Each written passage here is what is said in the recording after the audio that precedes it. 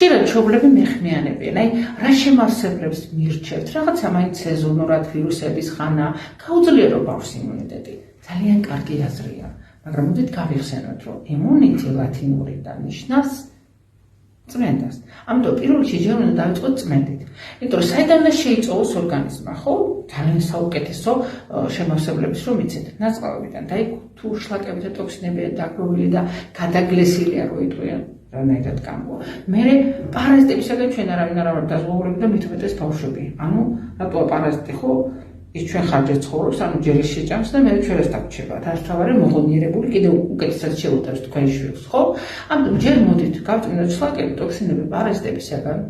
შევასოთ ფლორით, იმიტომ რომ სწორედ ეს არის ჩვენი ჯარის საზღვრებზე ან იმუნიტეტი და მე კი ბატონო სრულფასოვანი შევსება წავიდეს, აი მაშინ უკვე შედეგი ისეთ იქნება, როგორც თქვენ გინდათ, ანუ ძლიერი